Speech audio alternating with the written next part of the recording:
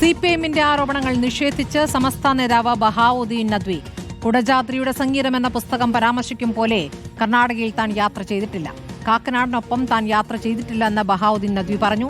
ജീവിതത്തിൽ ഇതുവരെ മദ്യപിച്ചിട്ടില്ല എന്നും അന്ന് നിഷേധക്കുറിപ്പ് നൽകിയിരുന്നുവെന്നും ബഹാവുദ്ദീൻ നദ്വി വിശദീകരിക്കുന്നു.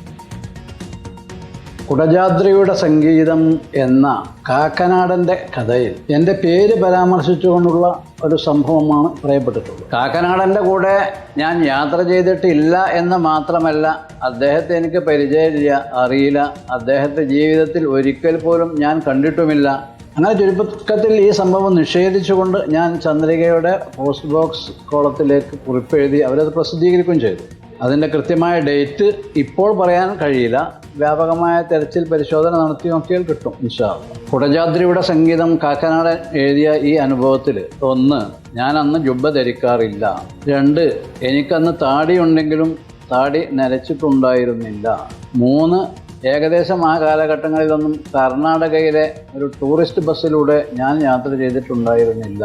കർണാടകയിലാണെങ്കിലും കേരളത്തിലാണെങ്കിലും ജീവിതത്തിൽ ഇന്ന് വരെ ഞാൻ മദ്യം ഉപയോഗിച്ചിട്ടില്ല. മുബഷീർ പി അക്ബർ വിവരങ്ങളുമായി. മുബഷീർ, ഇപ്പോൾ സിപിഎമ്മിന്റെ ഒരു പ്രാദേശിക നേതാവാണ് പൊതു പ്രസംഗത്തിൽ നദ്വിയെ പരാമർശിച്ചുകൊണ്ട് അപമാനിച്ചുകൊണ്ടുള്ള പ്രസംഗം നടത്തിയത്. ഇപ്പോൾ അദ്ദേഹം സാഹചര്യം, ആ വിഷയം തന്നെ അന്ന് ഉയർന്നതാണ്, അന്ന് തന്നെ അത് നിഷേധിച്ചതാണ് എന്നാണോ വിശദീകരിക്കുന്നത്?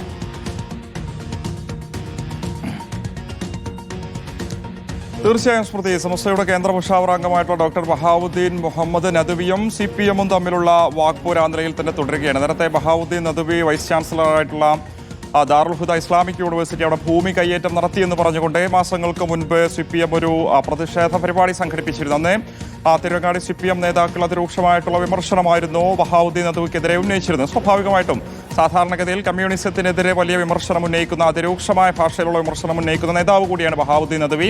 അതിനുള്ള മറുപടി കൂടി അന്ന് സിപിഎം നേതാക്കൾ നടത്തിയിരുന്നു. അതിൻ്റെ ഒരു തുടർച്ച എന്നോളമായിരുന്നു ആ ഒരു വാദപ്രതിവാദം നടന്നിരുന്നത്. അതിനിടയിൽ കഴിഞ്ഞ ദിവസമായിരുന്നു സിപിഎം ചമ്മാട് സംഘടിപ്പിച്ച ഒരു പരിപാടിയിൽ വെച്ച് ആ ഒരു പ്രഭാഷകനും സിപിഎം പ്രവർത്തകൻ കൂടിയായിട്ടുള്ള നാസർ കൊളായി എന്ന് പറയുന്ന വ്യക്തി പ്രഭാഷണത്തിനിടെ കാക്കനാടൻ്റെ ഒരു പുസ്തകം ചൂണ്ടിക്കാണിച്ചുകൊണ്ട് ഈ ഡോക്ടർ ബഹാവുദ്ദീൻ മുഹമ്മദ് നദ്വിക്കെതിരെ ഒരു ആരോപണം ഉന്നയിച്ചിരുന്നത്. അദ്ദേഹത്തിൻ്റെ ആരോപണമല്ല, മറിച്ച് ആ ഒരു പുസ്തകത്തിലുള്ള ഒരു പരാമർശം ചൂണ്ടിക്കാണിച്ചാണ് ഒരു ലൈംഗിക ആരോപണമായിട്ടുള്ള ഒരു പരാമർശം നടത്തിയിരുന്നത്. ആ ഒരു സംഭവത്തിലാണ് ഇപ്പോൾ ബഹാവുദ്ദീൻ നദ്വി വിശദീകരണമായിട്ട് രംഗത്ത് വന്നിരിക്കുന്നത്. ആ ഒരു പുസ്തകത്തിൽ ചൂണ്ടിക്കാണിക്കുന്ന പോലൊരു സംഭവം ഉണ്ടായിട്ടില്ല. 1989 ഇറങ്ങിയ പുസ്തകം, ആ ഒരു സംഭവം ആ ഒരു സമയത്ത് ചർച്ചയായ സമയത്ത് തന്നെ താൻ നിഷേധിച്ചതാണ്. അതിനെതിരെ നിഷേധക്കുറിപ്പ് ഇറക്കിയതാണ്. അടിസ്ഥാനരഹിതമായിട്ടുള്ള ആരോപണമാണ്. താൻ ആ ഒരു മേഖലയിലൂടെ സഞ്ചരിച്ചിട്ടില്ല, തൻ്റെ താടി അന്ന് നരച്ചിരുന്നില്ല, ആ വസ്ത്രധാരണമല്ല താൻ സ്വീകരിച്ചിരുന്നു എന്നുള്ളതാണ് ബഹാവുദ്ദീൻ നദ്വി ഒരു വീഡിയോയിലൂടെ ഇപ്പോൾ വ്യക്തമാക്കുന്നത്. പുസ്തകത്തിൽ പരാമർശിക്കുന്ന പോലെ കർണാടകയിൽ താനന്ന് യാത്ര ചെയ്തിട്ടില്ലെന്ന് ബഹാവുദ്ദീൻ നദ്വി പറയുന്നുണ്ട്. കാക്കനാടനൊപ്പം, അതായത് ആ ഒരു പുസ്തകത്തിന്റെ രചയിതാവായിട്ടുള്ള കാക്കനാടനൊപ്പം യാത്ര ചെയ്തിട്ടില്ല. താൻ ജീവിതത്തിൽ ഇതുവരെ മദ്യപിച്ചിട്ടില്ല. നാസർ കൊളായി പറഞ്ഞിരുന്നത് മദ്യലഹരിയിലായിരുന്നു ബഹാവുദ്ദീൻ നദ്വി ഉണ്ടായിരുന്ന സംശയം കാക്കനാടൻ സൂചിപ്പിച്ചിരുന്നു എന്നുള്ളതാണ്. അതിന് മറുപടിയായിട്ട് ഇതുവരെ ജീവിതത്തിൽ മദ്യപിച്ചിട്ടില്ല. അന്ന് തന്നെ ഒരു സംഭവവുമായി ബന്ധപ്പെട്ട് നിഷേധക്കുറിപ്പിറക്കിയതാണ്. ഇപ്പോൾ ഈ കഥയുമായി ചില തൽപര കക്ഷികൾ തന്നെ അപമാനിക്കാനായി രംഗത്ത് വന്നിരിക്കുന്നു. അതിൽ ഒരു തരത്തിലുള്ള തനിക്ക് വിഷമവുമില്ല. അത്തരം ആരോപണം നടത്തുന്ന ആളുകൾക്കെതിരെ കൃത്യമായിട്ടുള്ള മറുപടി കൊടുക്കും. നേരത്തെ EMSന്റെ മാതാവ് 11ാം വയസ്സിലാണ് വിവാഹം കഴിഞ്ഞത് എന്ന് പറഞ്ഞത് ചരിത്ര യാഥാർത്ഥ്യമാണ്.